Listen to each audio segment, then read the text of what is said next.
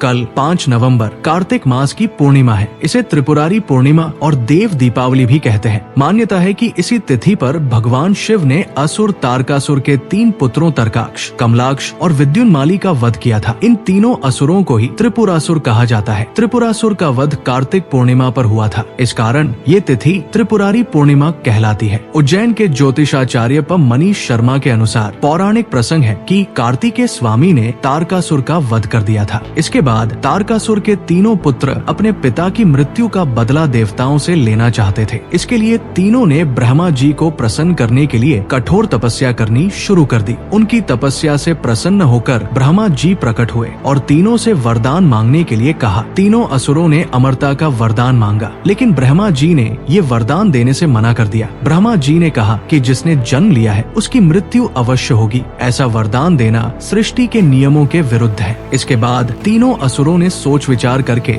दूसरा वरदान मांगा। उन्होंने कहा कि आप हमारे लिए 3 पुरिया नगर बनाएं, एक स्वर्ग में, एक आकाश में और एक पृथ्वी पर। जब युगों में एक बार ये तीनों पुरिया एक सीधी रेखा में आ जाए, तब कोई एक ही बाण से इन तीनों पुरियों को नष्ट करे, तभी हमारी मृत्यु हो। ब्रह्मा जी ने उनको मनचाहा वरदान दे दिया। इस वरदान के बाद इन तीनों असुरों को त्रिपुरासुर नाम मिला। वरदान के प्रभाव से तीनों असुर अजय हो गए। कोई भी देवता इन्हें पराजित नहीं कर पा रहा था। उन्होंने तीनों लोकों, स्वर्ग, पृथ्वी और पाताल पर अधिकार कर लिया। देवता, ऋषि और साधु संत त्रिपुरासुर से परेशान थे। तब सभी देवता और ऋषि भगवान शिव से मदद मांगने पहुँचे। तब भगवान शिव सृष्टि की रक्षा के त्रिपुरासुर से युद्ध करने के लिए तैयार हो गए। जब त्रिपुरासुर की तीनों पुरिया एक सीध में आ गई, तब भगवान शिव ने एक ही बाण से तीनों पुरियों को खत्म कर दिया। तीनों पुरियों के खत्म होते ही तारकासुर के तीनों पुत्र यानी त्रिपुरासुर का भी अंत हो गया। इसके बाद भगवान शिव के स्वागत के लिए सभी देवताओं ने दीपक जलाए थे। इस कथा के कारण ही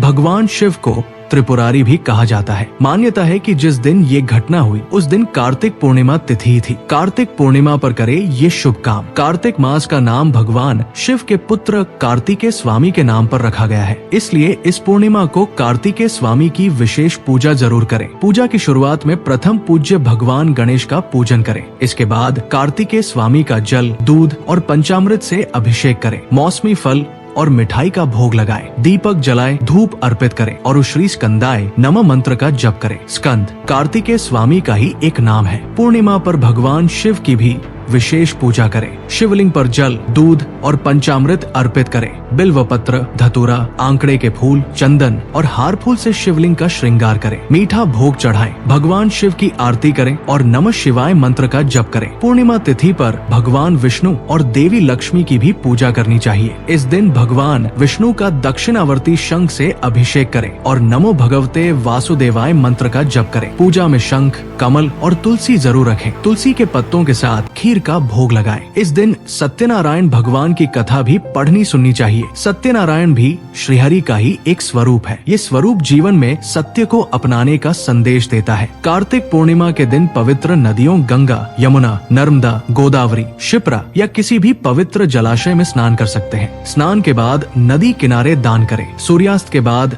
नदी किनारे दीपदान करें। नदी किनारे नहीं जा सकते तो घर के आंगन में ही दीपक जलाएं।